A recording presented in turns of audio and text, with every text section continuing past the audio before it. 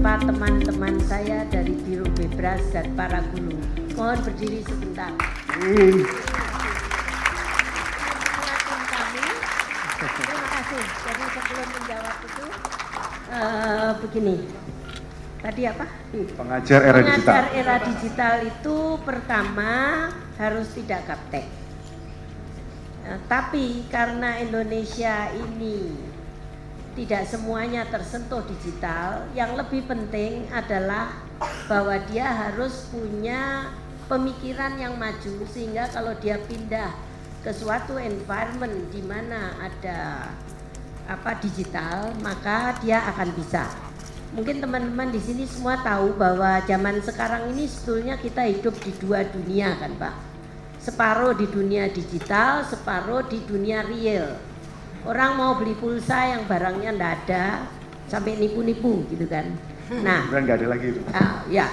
Nah, karena orang berdiri di dua dunia digital, kami sangat berharap guru era digital akan membentuk muridnya menjadi kreator dari dunia digital itu. Untuk menjadi kreator diperlukan computational thinking. Dalam kata-kata singkat, computational thinking itu ilmu kepepet, Bapak Ibu. Tahu kan kepepet bahasa Jawanya apa? Kalau kita udah nggak punya apa-apa, kemudian terdesak, kita tetap harus bisa. Itulah computational thinking.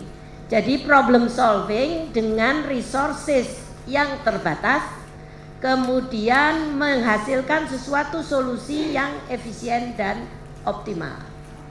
Gitu Pak. Jadi walaupun tidak ada internet, geser sedikit mati, tetap bisa hidup.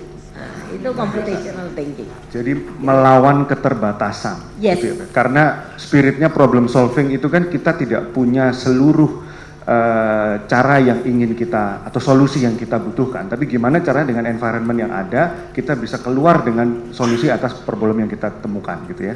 Yes. Karena kalau semua serba cukup tidak ada lagi problem. Ya. Jadi hidup ini selalu menghadapi ada problem gitu. Problem. Betul. Jadi ini menunjukkan betapa computational thinking itu adalah skill fundamental, mulai dari guru juga dan juga kemudian ditularkan ke siswa. Nah, kemudian ke Bu Inge kalau gitu. Karena tadi disampaikan computational thinking itu bisa di seluruh mata pelajaran gitu ya Bu. Nah, mungkin belum banyak yang tahu. Jadi sebenarnya computational thinking itu belajar apa gitu. Kalau kita melatih guru dan nanti guru juga melatih siswa, gimana caranya kok kemudian siswa itu bisa memecahkan masalah gitu melalui skills computational thinking ini. Mungkin bisa dijelaskan apa saja yang dipelajari dalam computational thinking.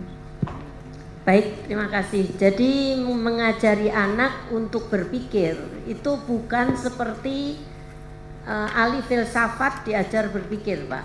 Jadi harus dengan banyak sekali melakukan. Kalau diajari mecah telur tadi itu, ngambil telur dipecah gitu kan. Ini memecahkan, sebenarnya persoalan itu tidak dipecahkan ya, diselesaikan. Itu adalah bagaimana ya hanya dari latihan dan latihan. Karena tidak teoritis, teorinya tuh sedikit sekali. Computational thinking itu cuma AADP gitu, abstraksi, algoritma, dekomposisi dan pattern. Cuma AADP itu juga orang bingung apa urut, apa enggak ada rumusnya. Saking tidak ada rumusnya dan setiap kali timbul masalah baru, zaman sekarang masalahnya kompleks, terdiri dari masalah masuk masalah, maka tidak ada jalan lain mulai dari dini anak itu harus latihan. Salah satu caranya. Nah, latihan di Bebras itu membuat anak seperti belajar berenang ya cemplungin aja ke kolam, nanti kalau megap-megap kita tarik gitu. Itu tadi ya gitu ini.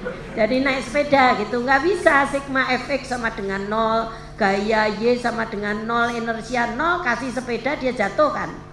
Jadi anak sepeda itu kasih sepeda terluka nanti dibangkitkan. Nah, itu harus dengan cara yang fun. Jadi dengan cara yang dia senang, karena setiap kali luka dia nggak senang, kita sembuhkan. Itu salah satu cara. Cara kedua yang banyak dipakai adalah dengan programming. Karena programming itu adalah menulis sebuah teks terstruktur yang siap diberikan komputer.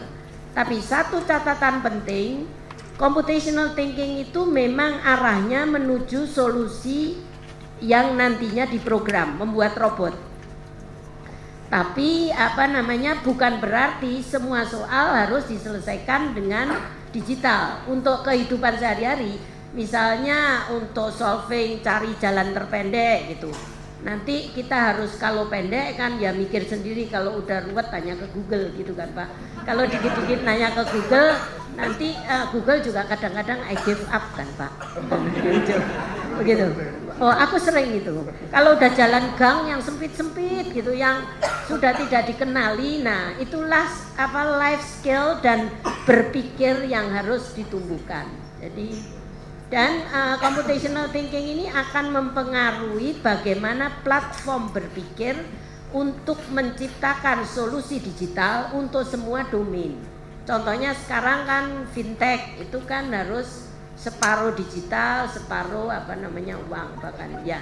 Jadi dengan nanti di program Google ini sedikit gambaran Pak Cala, bedanya dengan yang kemarin informatika. Kalau yang 140 guru yang lalu, kami fokus bagaimana orang informatika membuka cara berpikirnya ke orang bidang lain.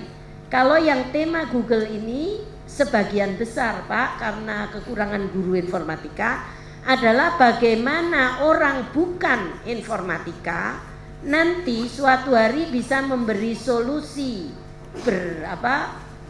solusi digital sehingga developer ini lebih dipahami dan lebih disinergikan. Inilah inti dari creativity, kolaborasi, dan critical thinking untuk memecahkan persoalan. Jadi ini gado-gado yang mungkin yang biasa kita sebut sebagai STEM Pak.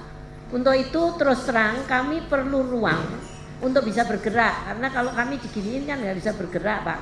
Itu mungkin nanti kami memerlukan beberapa jam yang saya usulkan ke pemerintah untuk berkolaborasi tadi, karena pendidikan di Indonesia ini kalau matematik, bahasa Inggris gitu kan Pak, olahraga saja. Jadi tidak misalnya mikir dulu baru olahraga gitu.